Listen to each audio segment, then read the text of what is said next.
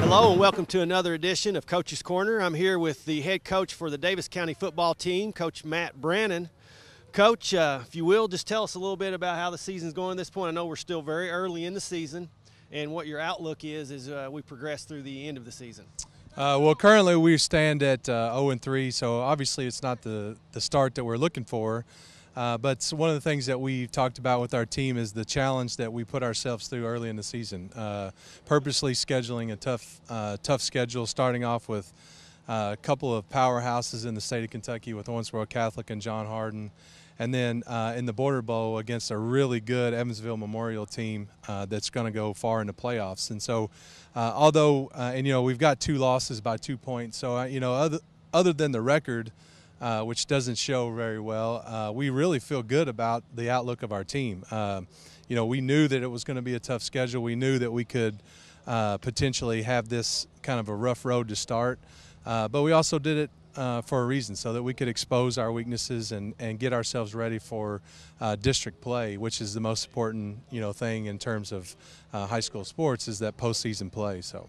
Yeah, and Coach, as a former coach, I know that it's very important. If you can do it early in the season, do it so you can get tested, you can see where you're at, what you need to work on. And like you say, you've had 2 really close losses that could have gone your way very easily. Could be staying here 2-1. But I know you got Hancock County coming up. That's a homecoming for the school, I believe. Yep. Right? And if you will, talk to us about your district. What comprises the teams that make up your district? So we play in Region 1, District 1, Class 6A, which is the largest class in the state. Our district is McCracken County High School, Henderson County High School, Muhlenberg County, and Ohio County, and then us. So we have a 5-team district, and we have those 4 games, which are the most important 4 games of the year. Obviously, we want to do well in city county games. I felt like we competed really well against Catholic, had a chance to win it. We still get a chance to go against OHS in a couple of weeks, and then we end the season with our cross-county rival Apollo, which is always a great game. Regardless of records or whatever, we always get a great game there. So, as we move into district play in the next couple of weeks, we still got, a couple of non-district opponents that we can, kind of sure things up and get ourselves ready for the playoffs. Okay, very good. You have a week off, I assume. What week is that of the season? We actually have, we play Hancock County at home for homecoming. Then we have OHS at home. Then we go on the road for our first district opponent, which is McCracken County, and then we're on a bye week. So we get 6 games in. We get 1 tough test to open up the district, and then we get a kind of a week to, get healthy and get ourselves in order for postseason or for district play, and then we finish the season off with Apollo. Well, speaking of health, I know you've got a couple key injuries. Is that correct? I mean, overall, are you pretty good health? Or? Yeah, we've battled injuries. It's kind of one of those things that you battle every year. Unfortunately, we've had a couple of season-ending injuries for some seniors, and it's tough to go through that. Kids that put in the time and the effort and actually have it showing out on the field. And so, for the most part, we're getting back to full strength. We've had just a little shoulders and ankles and things like that. And so, it just takes time early in the season. It's just part of football. You kind of deal with those injuries. And we have the next man up mentality. If somebody is, we tell these guys that you never know when your number is going to be called. And so you have to be ready. Regardless of how many reps you get in practice. So. Okay. Well, Coach, I know you got some players with you today. If you want to talk with them and ask them a few questions, we'll do that this time. All right, sounds good. So the first player I'd like to introduce is senior defensive lineman, tight end, number 12, Shay Carwile. Shay, I wanted to ask you, what are your thoughts on the season up to this point, and maybe some goals that we could set as a team for the remainder of the year, and maybe some personal goals that you have going into your senior year. I definitely think we've not started the season off good, but not bad either. We've came out and battled each game, I believe, but we just fall short in each game. What about what about the rest of the year? Maybe some goals that we can set as a team for the rest of the year. I definitely think we have a future in the rest of the season. I mean, there's some teams that we can beat, and there's some teams that will probably be a question mark. But I think we can we can get it done, and I'd like to host a playoff game this year. Okay, and any personal goals that you'd like to set for yourself? I'd like to break the school record in tackles. Okay, well, that's our senior defensive lineman, Shea Carwile.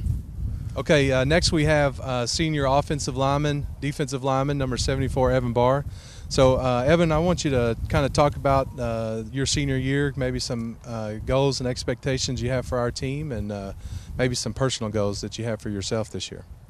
All right, well, first of all, I mean, we've had our ups and downs this year, but we're powering through it. We're growing as a brotherhood. That's what it's all about right there, just growing as brothers. Personal goal for this season, I want to protect my QB over there, probably not let up any sacks this year. As far as team goes, I'd like to win that district champion title. Okay, thank you. That's our senior offensive lineman, Evan Barr. Okay, next we have senior wide receiver, defensive back, number 10, Brady Oost. Brady, I want you to, kind of talk about maybe the season up to this point, maybe some of your expectations for the rest of the season, and, any sort of goals that you may have for the team or yourself. I think we've had a slow start, but a lot of positives that we can take from these first 3 games. I think a personal goal of mine is to be a better leader for the team and help us come closer together. And I think a team goal for us should be to win a playoff game. Okay, thank you. Okay, we have our standout junior wide receiver, number 2, Marquell Tinsley. Marquell, I'm just going to ask you a couple of questions, maybe some of your expectations for the rest of the season, maybe some personal goals of yours, and, what do you want to accomplish while you're here at Daviess County High School? Well, first off, I don't want our team to look back on anything we've messed up or anything. I want us to look forward to the rest of the season and make the most of it while we can. And I have some team goals for us, and I think that we could make a run in the playoffs this year, even though a slow start in the beginning. And my personal goal is just to be more of a leader and be over 1,000 yards in receiving. Sounds good. Thank you.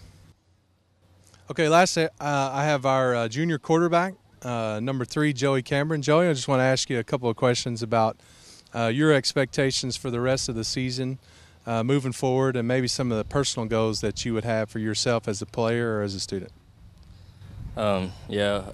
We started off slow this year, but we can't look in the rearview mirror. We have to look through the windshield, and we got to look forward and push through and work as a team and win the rest of these 7 games. And team goal, I want to win district championship. Another one, host a playoff game. And a personal goal, to over 3,000 yards this year, and just be a better leader. Good job. Coach, as we wrap this episode up, anything you'd like to say to the viewing audience about moving forward and district play and all that? I think you can hear the sentiments from our players that we preach about looking forward, not back. We can only grow from the things that we've already experienced, and I feel like they're confident in us moving forward, trying to do some things here at Daviess County that we haven't done here in a while, and that's host a playoff game, win a district championship, and we feel really good about where we are as a team. The guys are a close-knit group. They support each other, and they're gentlemen on and off the field. And as a coach, I can't ask for much more than that. I know a lot of people look at wins and losses, but I enjoy coming to work every day, working with these young men. They're respectful and they work hard in the classroom, and so they're just good citizens. And that's kind of what we preach here. So it's a pleasure to be able to work with these young men. That was just a small snippet of what we have. We have 85, 90 players on the roster that all believe the same thing, all pulling in the same direction. So, although it's a slow start, we feel really good about where we're going to finish this season. Coach, we thank you. We thank the players that were here. And if you're watching this and you haven't came out to watch Daviess County High School play, I encourage you to do so. They have several home games left the rest of this year, and just like you said, the players put a lot of hard work in, so hopefully you come and support and see them win out. Maybe they'll be 7-3 going into district as compared to where they are now. So, Coach, thank you. For now, we'll sign off. We'll see you next time. Thank you.